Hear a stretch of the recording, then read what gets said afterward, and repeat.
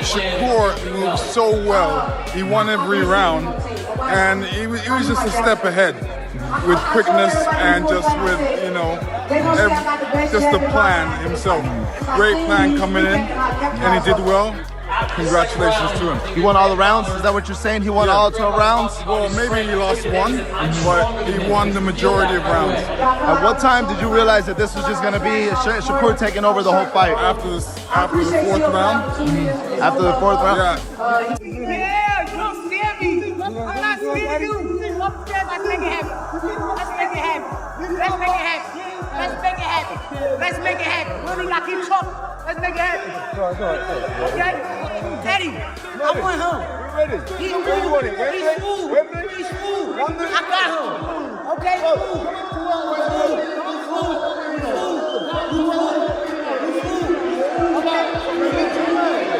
The boxing world has reacted to the Shakur Stevenson versus Teofimo Lopez fight.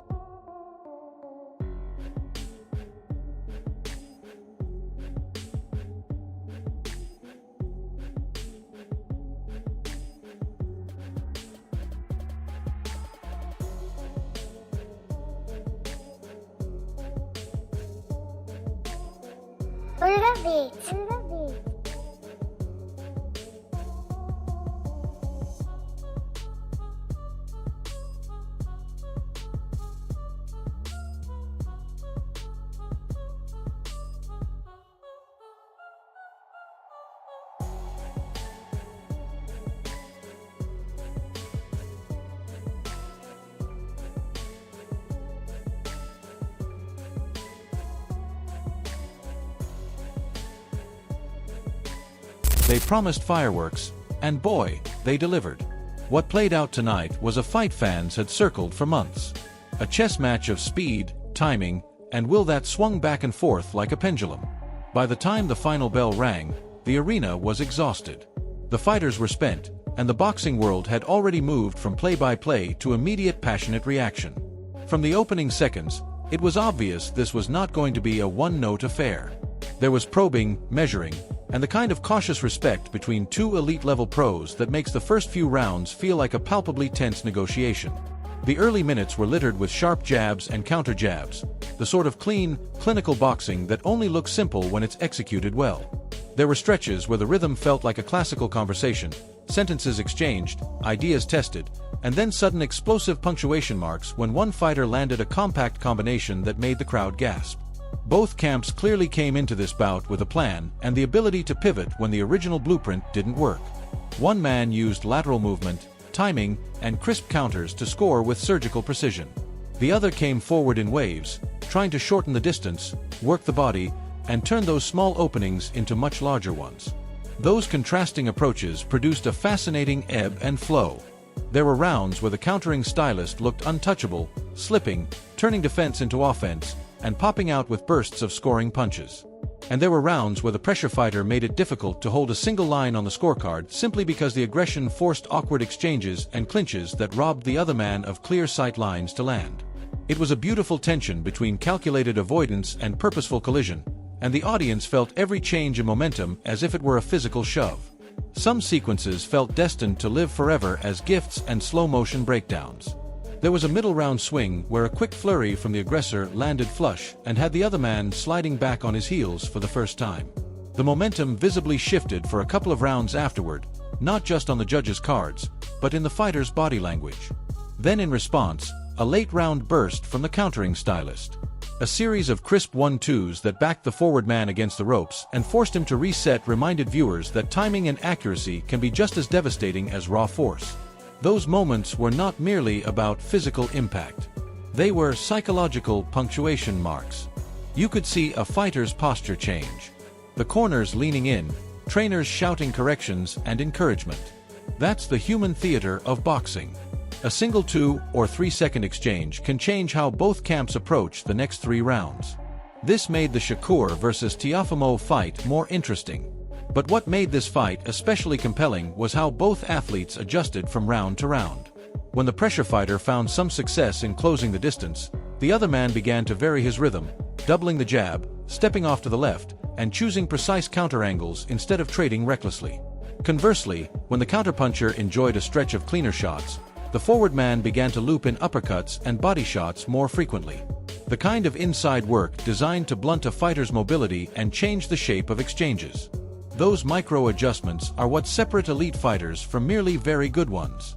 It's not always the flashiest things that win fights, but the margins, a half-inch shift of the lead foot, a fraction of a second delay on a punch, a choice to tap the body instead of the head in a particular sequence. The coaches who earned their pay tonight did so by reading the fight and sending concise, actionable instructions that were executed under extreme fatigue. The crowd's mood was its own narrative thread. It swelled when the action favored the aggressor and sharpened into appreciative, almost reverential quiet when the counterpuncher threaded a clean sequence through a shifting defense. Late in the fight, the noise became a living pressure on the ring itself. Roars after big exchanges, those in-the-moment chants that push a fighter to keep throwing when every muscle is screaming to stop.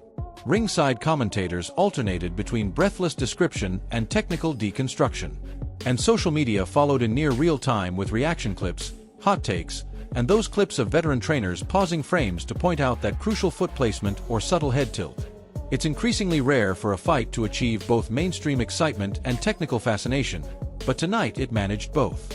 Television viewers were entertained, and aficionados were given plenty to dissect. There were turning points scattered across different rounds, none of which could be reduced to a single definitive moment, but each of which nudged the needle. A middle round flurry that landed flush had the potential to swing judges who prize aggression.